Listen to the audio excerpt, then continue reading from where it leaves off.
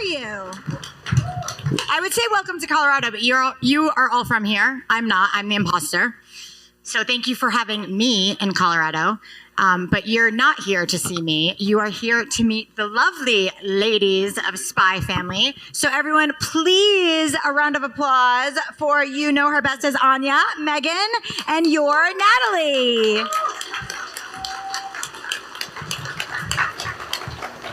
Ooh, the stage moves a little bit. I know. There's a little wiggle. There's a little wiggle. Love that. Little wiggle. You know, safety. No, I'm just kidding. Yeah, welcome to Colorado. So we're gonna start with these because I thought these were so fun. Yes. Oh, so I have one for each of you, and I would love. So we brought Spy Family cards in, These are so and fun. we want to see which characters we get to see if you guys get your own characters, and then if you want to trade any characters that you don't like. These are those cards they gave us like a trillion of. Yeah, we got a whole box of these to promote a while ago. They were so cool. I love these.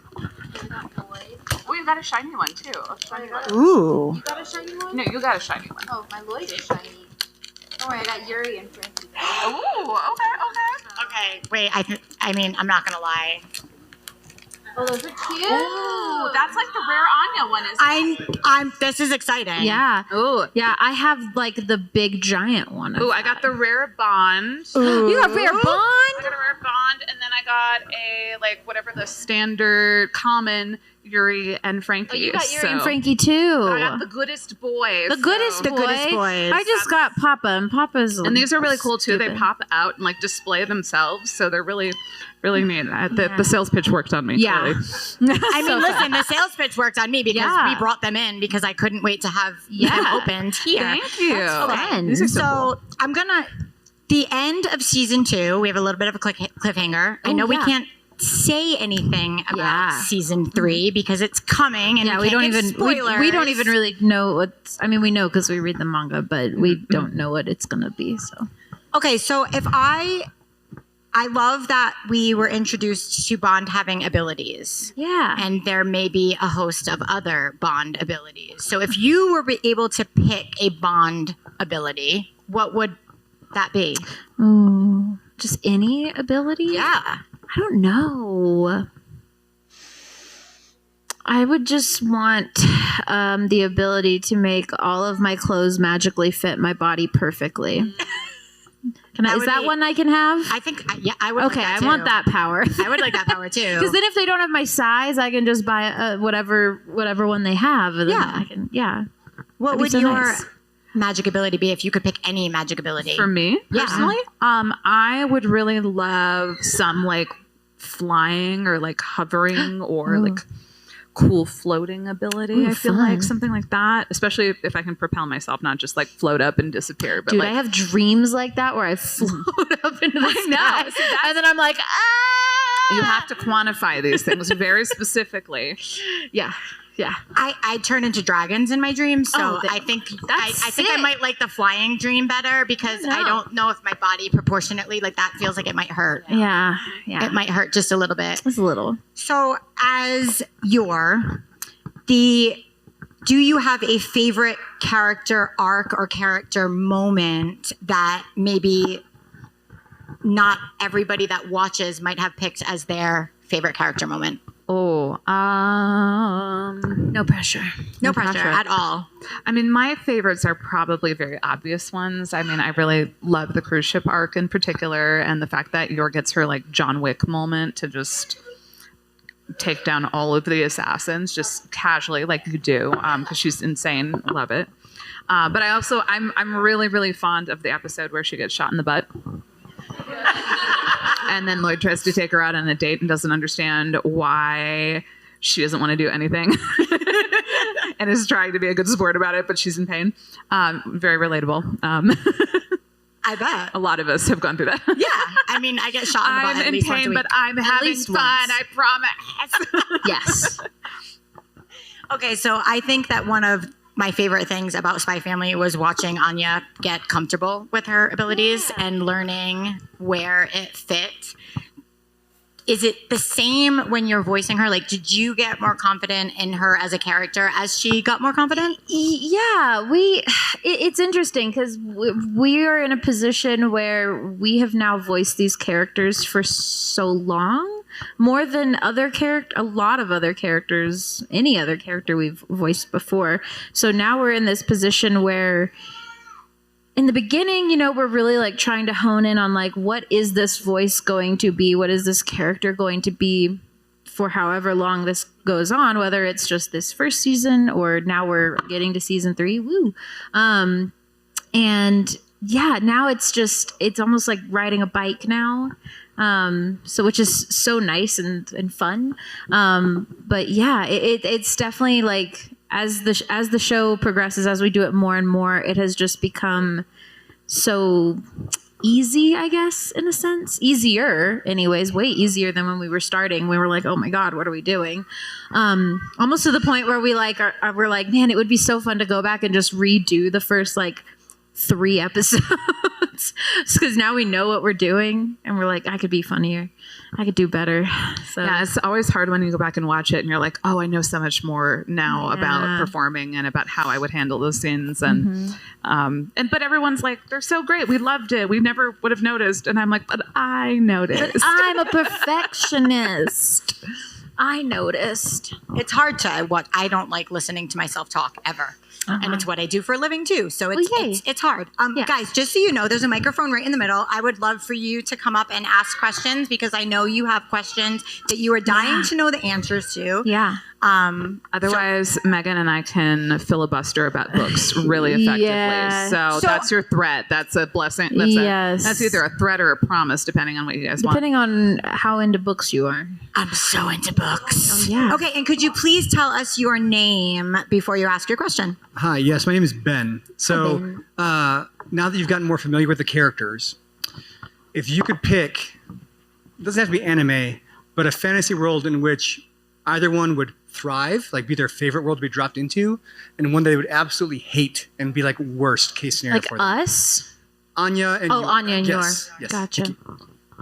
I feel like Yor would really, really do well in something that's like, I farmed a bunch of low-level monsters and accidentally became like the most powerful. Like, I feel like that's suited to her personality so well. Because not only does she love to just go fight things and she's really good at it, but I feel like she'd just be like, oh, very clear boundaries of this task that involves violence. That's easy to resolve and that solves all my Easy peasy. problems. That's her dream scenario. Yeah. What's the worst thing she could be dropped into? The worst? Oh, I feel like she would hate the reincarnated as a villainous ones because she'd be like, all of these social interactions that I don't know how to navigate. Oh, she'd know, She yeah. has no ability to. But I also feel like she'd hate it, but she might also be secretly really good because she doesn't know what she's doing. She might kind of accidentally, kind of oopsie doodle her way through it. Maybe. I don't know. Oh, that's tough for Anya. I don't know. What would she be? I mean, she'd be bad at a lot of things. Just take your pick. Anya and like solo leveling would be the worst one, I think. Put Anya in Chainsaw Man and just let her go. Maybe she'd thrive there. I don't know. Spill everyone's secrets. But yeah, man, I mean, she'd do so well in something so silly. Maybe like Pokemon? Yeah, like Pokemon. Or Digimon or something like that. Yeah, Pokemon. Pokemon or whatever. They're like kind of the same-ish, but not really. It's fine. But yeah, Pokemon would be a good one for her. She'd be that little kid on Route 12 that's like, give me all your lunch money. And you're like, you're 1 foot tall. Shut up. But she'd get the lunch money. Yes, she would. She'd totally get the lunch But money. then they have like, the strongest team you've ever met. And you're like, you're 2. How did you catch this Pokemon? What Pokemons would she have? Oh, God. You were the one opening Pokemon cards last weekend. I feel like I you know. should know Well, this. they weren't. I was gonna say, but if they you know, weren't like a handful of Pokemon names, I'm gonna be so impressed. They weren't my Pokemon cards. They were Dawn's Pokemon cards, and we had to open them before she got on the plane, so she didn't have to take all the boxes with her. She also gave a stack. This girl came through and she had a stack of Pokemon cards. Yeah, we were like, "Do you want like these? all the commons? Do you want all of these?" And she was like, "Yeah." We were like, "Your lucky day, girl." Yeah, what would she have? I guess Anya she'd have like a dog Pokemon. Take your pick. It doesn't matter. A dog. There's like 600 now. She'd probably have, I mean, she'd have to have a psychic type, but I'm trying to think of like an insane psychic type that would match her energy really well. Maybe like, no, she'd have to have like a baby psychic Pokemon. Like, I don't like, no, maybe like Gotha baby, whatever. Yeah. So just something tiny that matches her energy and can be insane with her. Yeah, that'd be fun. One of my favorite things that I love to always ask anyone that's doing voice acting is, when you started as to now, were you always filming in booths, or was there ever, or have you ever been able to work with whoever the scene character is with? No, we always record individually. So the whole process is that we get booked and we go into a studio. And even if we're at home, we have our own home studio booths, whatever you make. And so, we go in, we get booked. Sometimes you're the first one that's in there to record. So sometimes you hear no other voices. We watch the Japanese scene before we do whatever scene we're doing in English. So we'll watch that. And sometimes there's nobody. Sometimes you're the last one. So everyone else is already in there. It just kind of depends. But we all go in by ourselves. So it's kind of up to the director to like make sure everyone is making a cohesive conversation, but in many pieces and parts. Yeah, dubbing, as opposed to like working on video games or like a Western animation where you're the original voice laying down that original track, is kind of like the difference between as a musician playing music off of sheet music and doing like Guitar Hero. Yeah. And so with dubbing, because everything's like coming at you and you're kind of you're doing everything in real time to a visual. Yeah. It's kind of, if we were trying to group record, it would be the equivalent of, like doing a Guitar Hero session with like 4 people and you've never practiced before and you have to nail it. Yeah. It's good luck. It's basically completely impossible. And you'd also have to have, you'd have to restructure the rooms. Yeah. It's just there's no infrastructure for it to be done that way. Yeah, well, and also with how we do it, because again, we have for anime in particular, you have a pre-existing animation that's already complete. So we are really getting down to the frames. Like, I mean, just the individual frames of making sure what we're saying is matching all of these lip flaps and mouth flaps or whatever kind of flaps there are, because sometimes they're just like, what is this? I do not know. But it is a blob of a mouth. Good luck figuring out where all the words go. The fun thing is when there's like one pixel that's changed. Yeah, that's just like different colors. Flickering in and out of existence. Is that animation doing it? I don't know what that is. Maybe there's just a dust mite. But yeah, there was one. I was doing an episode of Fairy Tale, and Reagan, who plays Aki in Chainsaw Man, he's in there. He's giving this like grand speech, and the camera is panning across my character, and in the background you just see her mouth just kind of like flip on and off. And the director was like, "There's nothing in the script. What do we do with that? What is?" Because we do fill things. We fill up empty flaps. So we're the way dubbing works is you're usually more accurate, and this goes for any language. We're usually more accurate to the animation than the original language, right? Because we already have the animation, whereas like they didn't have it in Japan when they were recording it. They just had maybe like storyboards and ideas of what was going to be the final product. So that's kind of a fun thing. So you kind of have to record individually so that you can move those individual sound files around as you record them and kind of play around with them and make it all fit and look nice.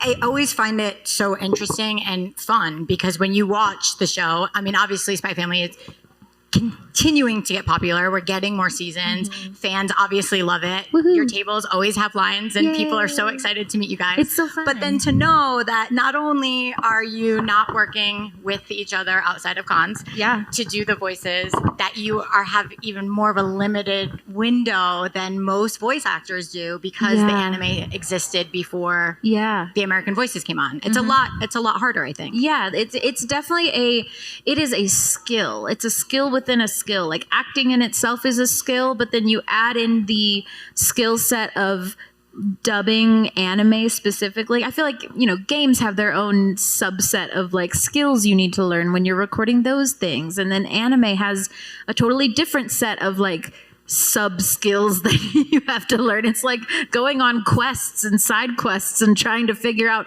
all the tricks that you can find to make it work. But yeah, it's really fun. So. And you love doing it. I love it. Yeah. And we can't wait to have season 3. We're very excited. Come on, I know you guys have more questions. I'm so excited. Come on. Yeah, see, I knew you had one. I knew you were waiting for your questions. I knew you were waiting Well, for your you guys question. are having such a fun conversation. I didn't want to Oh, interrupt. no, you're allowed to interrupt. Please Also- interrupt us. We'll go on and on. That's what we're here for. We talk for a living, if you can't tell. Yeah. Fair. So I have like 2 questions. One, what got you guys interested into voice acting? And then the second one being, if you could have like one character trait that stands out from Yor and Anya, what is like the biggest thing that stands out to you in like your personal life to like relate to the character? With Anya, I just feel like I am her. Truly. I just have to be responsible from time to time because I have my own child at home. So I have to be an adult. I do feel like I'm a better cook than Yor. Oh, so who isn't? Who isn't a better cook? I will happily claim that I'm a better cook than Yor. Good job. As Good my job. I'm proud of you. differentiation. Proud of you. But as far as getting into voiceover, I mean, I had the philosophy of I'm from Wisconsin. I'm never going to be a professional actor. That's funny. So what's what is my actual like practical thing to do? But I really did fall in love with the idea of working in production and working in a creative field. I really just fell hook, line, and sinker when the Lord of the Rings film started coming out, and they had the extended editions with all of the making of, and they would just granularly go into this is how you make a movie from start to finish. And it was just I just watched those over and over and over again, and I thought they were the most fascinating, cool thing in the world, and I wanted to learn everything about that. And then when the Ghibli films started getting re-released, they'd always have like little 4 or 5 minute segments at the beginning of the film where they'd show the process of the dubbing and how they'd bring all the different actors in. And I remember seeing that and going like, oh, that's kind of neat that's a very accessible, like for me as someone who was thinking like, okay, I'm already trying to do a little bit with theater, but everyone looks at me and goes, you're not a size 2, so immediately you have to play all the matronly Hello, Aunt Gertrude. older characters, and you're like, well, this is so boring. And I was like, oh boy, talk me out of theater harder. Then being like, cool, I'm mom number, I'm someone's mom again, and not even like Oh, the irony. and not even an interesting one. Yeah, yours really funny that she's actually well-rounded enough to make that completely interesting. Because most theater roles, they're like, oh, someone needs a mom, go. So at that point, I was like, oh, voiceover is really cool because they don't care what you look like. It's what you sound like and how you can manipulate your voice. And I went, well, that's nice. At least someone lets you, act out of type. That's great. So I thought it was cool in that sense. And when I started doing it online, I thought it was just like community theater, but online. But then people started paying me and I went, well, okay. Worst ways to make money as a college student. So... I just grew up. I loved anime. I grew up watching anime. I was into it. Okay, I just loved it, and it was before it was cool. And I was such a loser, but I stuck it out. And look at me now. They all thought it wouldn't pay off. But jokes on them. Jokes on them. Now I'm the cool one. But you just look at yourself and you're like, I was a colossal loser. How I did was this work so out? lame. Like, what happened? No. I mean, it's to be fair though. So I basically, I grew up, I grew up watching it, and I mean, like, I grew up listening to like Lucy over there, and I didn't even know it, and like, it's crazy. And now Lucy's like, I hate girlfriend. Like every time I see her, I'm like, oh, Lucy, you're so sweet. And then I'm like, what's my life? It's crazy. Yeah. So I remember I felt really dumb when I was in college because I'm from Dallas. Like I grew up in Dallas, and I didn't realize that that's where the recording studio was until I was in college. I was like, oh, well, that's cool. Whatever. I'm getting my degree in music. Leave me be. But then I met someone that actually had done work, because again, there were a lot of people from Dallas in the same degree path as I was. And someone was like, yeah, I did work. And and I was like, what? That's crazy. And then, they were very sweet and they introduced me to people, and I got to do an open audition eventually. And I was still a dweeb because I had my parents drive me to Funimation. But that's because I was scared to drive I hadn't driven in Dallas as extensively at that age as I have now. And so I was like, you mean I have to go all the way from below Dallas, through Dallas, up to where they used to be located in Flower Mound? And that just like, I was terrified of my parent. I was like, can you drive me to my audition, please? And they were like, okay. And I was like, but you have to stay in the car. You can't come in and embarrass me. Don't you dare embarrass me, Mom and Dad. And they stayed in the car. They were good. And yet your dad is embarrassing you every once in a while. Yeah, he still gets his chance. It's fine. But yeah, so that's kind of how that happened. Like I kind of accidentally fell into doing something that I really liked, and I told myself, I was like, don't you mess this up. Don't mess this up. You snuck into this building and I had to pretend like I didn't know who anyone was. Like, I think, like, my second or third time there, I was like, oh, like, who are you? And it's like, Michael Tatum. Yeah, like, that's kind of the awkward part of starting. Who I had gone and watched a panel of his at a con, like, a year prior. Like, not even a year, like 6 months ago. And I was like, who are you? Nice to meet you. There's so many times you meet people and you know so much about them. And you go, so nice to meet you. Oh, my gosh. So, I've heard, I totally didn't go watch every single one of your panels at the con 6 months ago. It's hi, nice to meet you. I'm Megan. Hey, I think that fangirling we are allowed to fangirl. Well, now I tell no them matter all what. of that, and they think it's funny because I tricked them into thinking I was cool and normal. Joke's on them. I'm not. But now they can't get rid of me. So, it is what it is. Hi, what's your name? My name's Elia. I am so curious to know, what was the trickiest thing about, one, becoming a voice actor that you didn't expect to happen, or the intricacies, and also specifically, like, what was something you didn't expect about becoming your characters in Spy Family? Unintended side effects. You want to go? You want me to go? You thinking? I'm thinking. You want me to talk? If you know, go ahead. All right, Yeah. all right. For me, some things that because I got a degree in music, so I was doing like a different kind of performing arts thing. But I wasn't like a big theater person. So when I first started when I did an open audition, and I will fully admit, I got that. I did well in my open audition, which was them just seeing like, are you good at this acting thing? Do you know what anime sounds like? What are we going to have to do with you? And because I watched the anime, I knew what anime sounded like. I've always been a really good reader. Like, I used to love just going home. I'm not an only child, but all my siblings are like a decade older than me. So I was basically an only child growing up in the house. I was the only one really there. And, so I would go home and I would read out loud to myself because I just thought that was so fun. And it was just like, oh, this is fun. And I can do all the voices. And like, I wasn't thinking like, because I'm going to be a voice actor one day. I was just doing it for fun because I was weird in my house. And I had nothing better to do because I wasn't going to write that essay for English class. Okay. I'm a procrastinator by nature.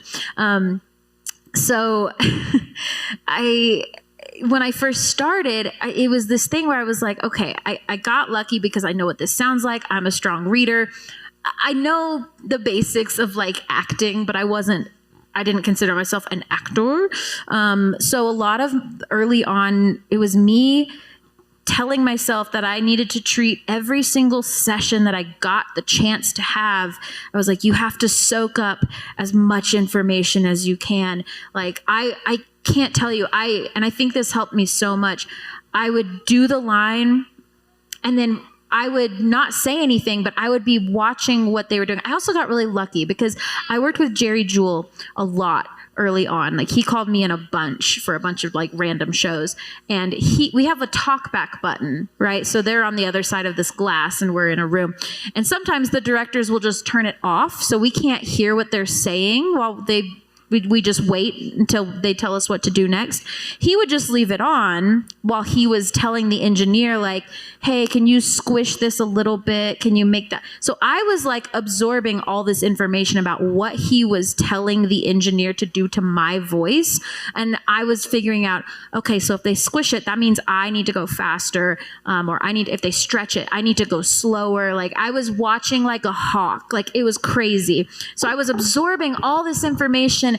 And I also, whenever I needed to, I would just ask a question and be like, so wait, what does that mean really quick? And then I would just move on with my life and be like, great, I learned a thing now.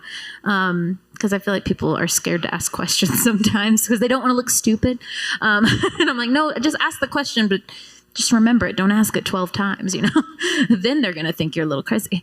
But yeah, so that was kind of the big thing that for me, I was like, I treated everything like I was learning and absorbing information because I was like, I don't have time. I'm still in college. Like, I don't know where acting classes are. Like, I'm busy getting a whole degree over here for nothing that's completely unrelated to anything I'm doing over here. So, yay. But yeah, so that was kind of the fun, tricky part about that. So yeah. Do you have an answer now?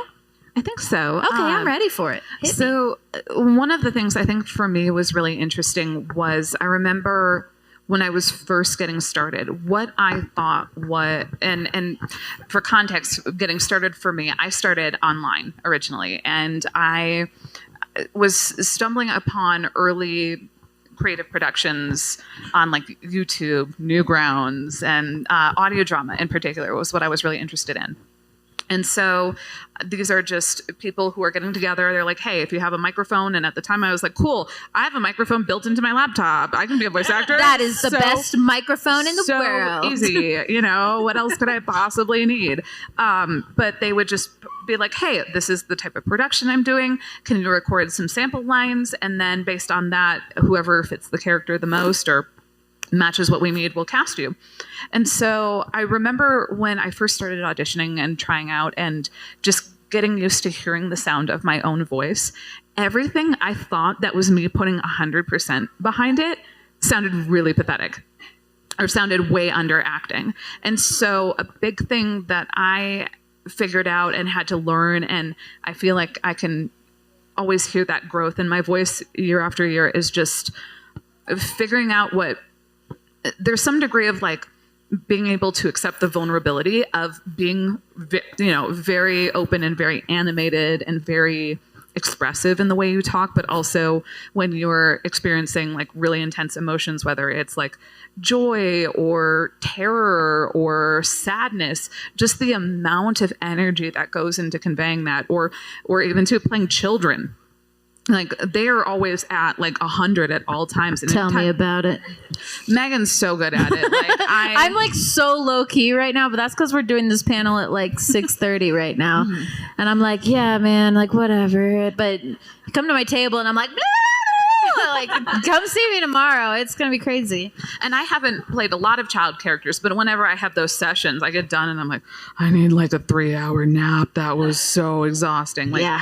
It's really staggering how much you realize, like, oh, this takes opening up and putting so much energy. And if you think about it, we're very niche kind of athletes where we have to channel the entire human emotion through one medium and through one. Right. It's just our voice. Like, you can't see our faces. You don't see any movements we're making. So it's like we have to put everything into like this voice, this vocal performance. It's very interesting how we do it. You kind of have to like weave a performance in, and while also matching what's on the screen. And well, if you're dubbing, sure. Well, yes, that too. But if you're not, yeah, that's. And anime is like that times 3. Yeah. So already with other mediums like video games, you're going pretty hard, but then anime, you're like every time, initially when I was doing, I'm like, everything sounds so subdued compared to the animation. So you're like, okay, bigger. Like you always have to think bigger with anime, which is really interesting. Yeah. I honestly think that as voice actors, especially in anime, you have the hardest work of any voice actors or actors, period, because what you do in the conciseness of what you're allowed to offer is so much harder because, like you said, you don't get the facial expressions. You don't get any of that. And anime is so, I feel like, even more intricate than a video game, because with video games, they'll just give you a script and they'll go, just give us like 2 takes of each line. So we have an option, for each one.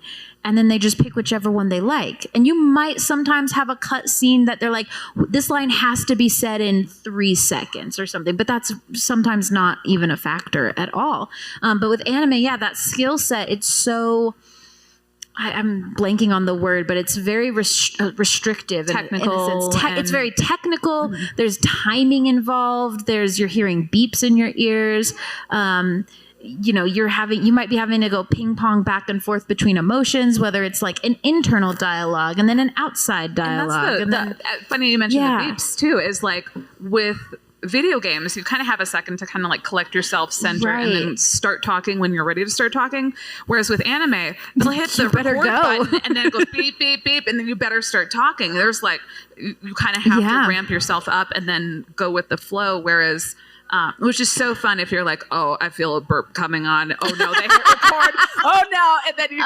Sometimes I just go, hold on. Yeah, and then you just hold on a second. Yep. So yeah, it's really interesting. It's very fun and technical, and there is a funness to that. And I also have done directing too, and it's really fun. I directed so much before I did another acting role again that when I went and acted again, whoever was directing me was like, Megan, like everything was fitting perfectly. And it helped that we had a great writer too, but it was so funny. And I said, I feel like my third eye has been opened.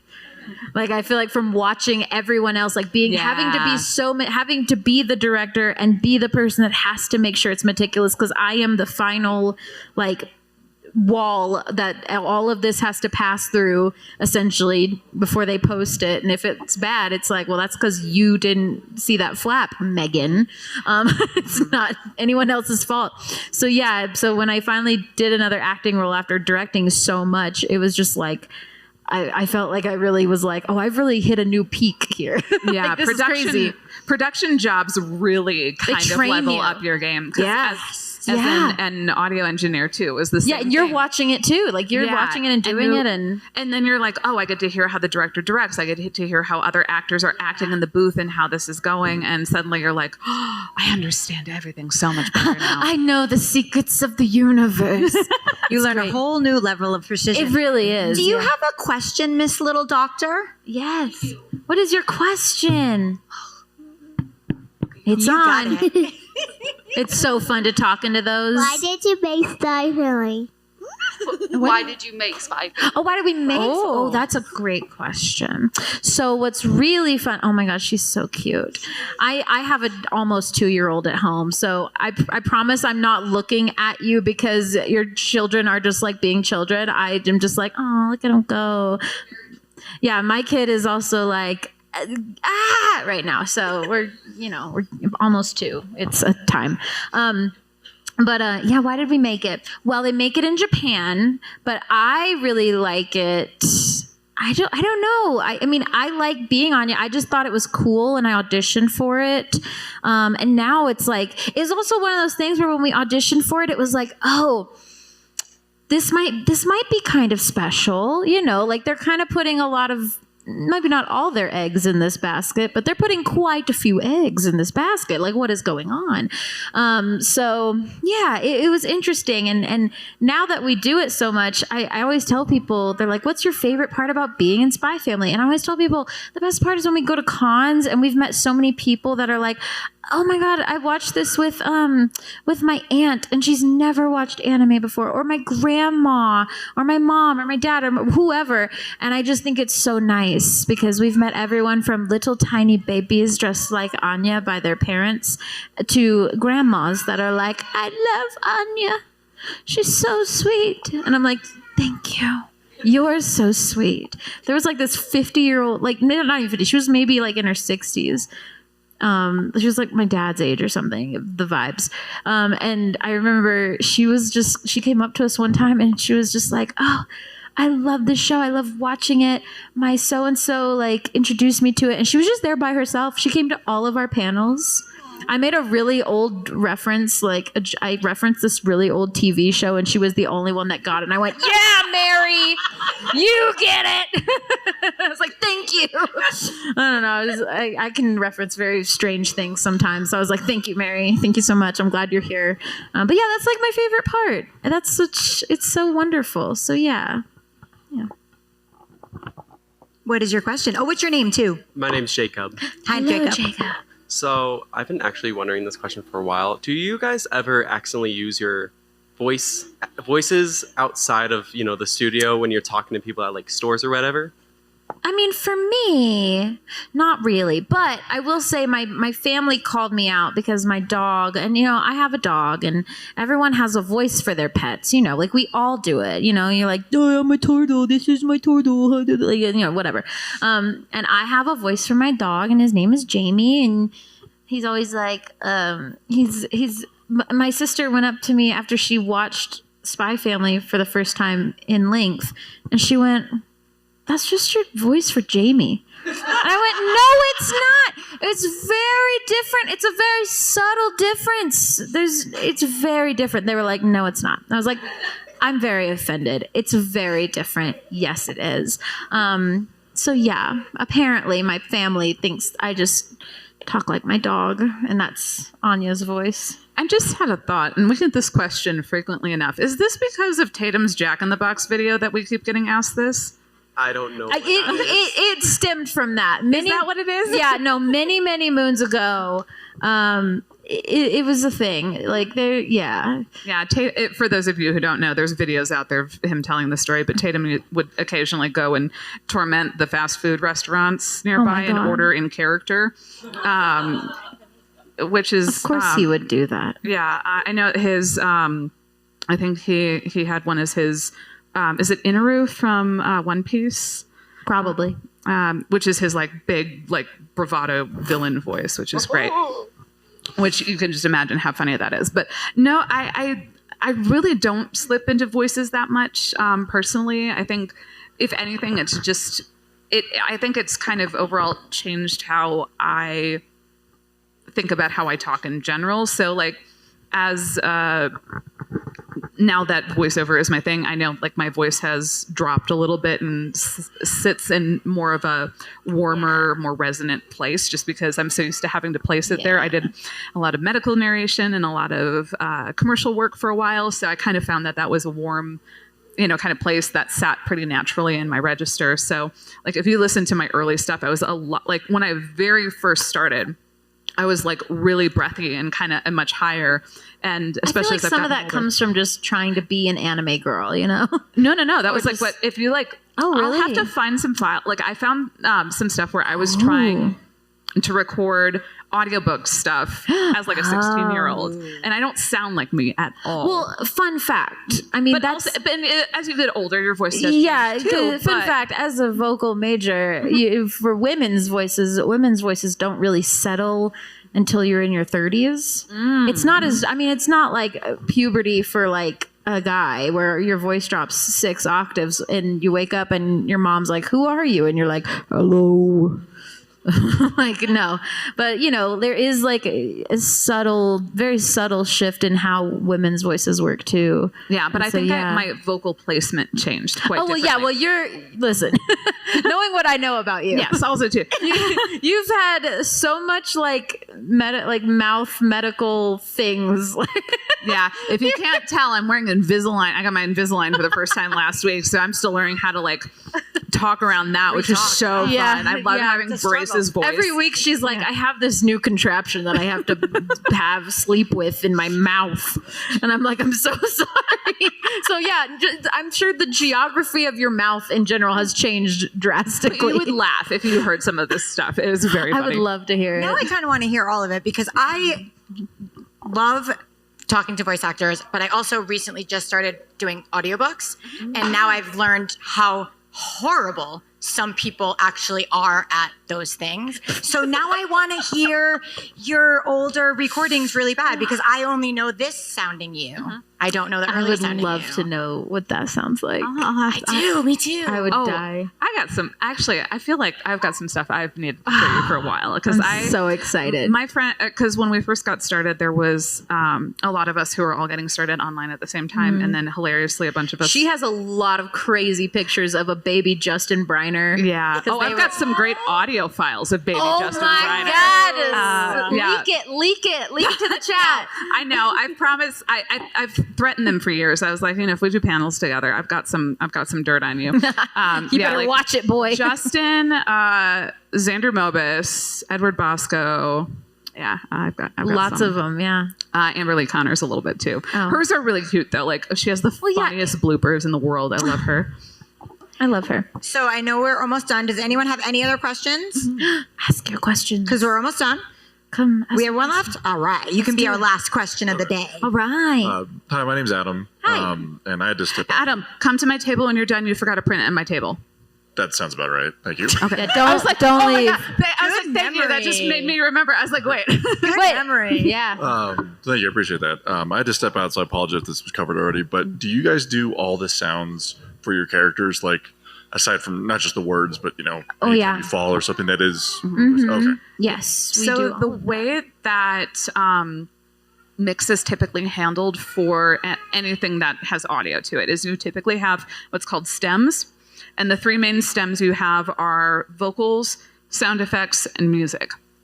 And so when something is sent to another, whether it's another country or another region to be localized into that language, they will send the stems along. So they usually send the full mix of the original language. And then they send what's called the M&E track, which is the music and effects, where it's just the music and effects stems and there's no vocal stem.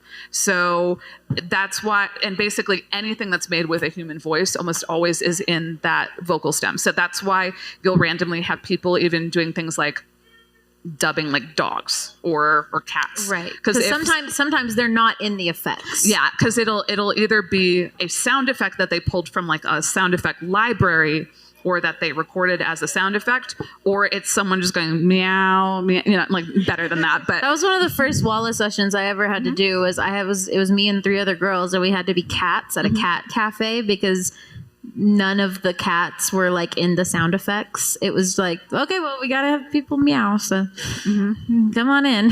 Yeah, it's always interesting because every once in a while you find the things and you go, that wasn't a sound effect? You didn't think that needed to be a sound effect? Okay, we'll find a way to put that in there. But also you do get sometimes, there are some directors who, if they're able to, have put their pets in. So like I know Marissa Lenti, her cat's been in like 6 anime as a cat, as different cats, and they don't bring them in and record to the episode. They basically brought her in and kind of held her up to the mic and kind of squeezed her a little bit, and she just meowed for like 5 minutes, and then they just chop that up and line it up. My dog was in an anime in Adachi and Shimamura. Which one? Remember when Adachi goes to the dog, like the little dog shop, or like she goes and sees the puppy, and then she starts crying about the puppy because for some reason it reminds her of Shimamura. Yes. Yeah, Nico was in there. So Nico was doing little woofs and whimpers. And, of course he did. Yeah, so that was fun. God, what a baby. One of the things that I love is that Spy Family is an actual family. So when you see these lovely ladies at their table with the rest, Alex will be here tomorrow. They are legit like a real family now. So please, for better for worse, thank you for chatting with us. Thank you for hanging out with us. Make sure you stop by their tables and have an awesome rest of your con weekend. Yes. So much. Thank you guys. Thanks, guys.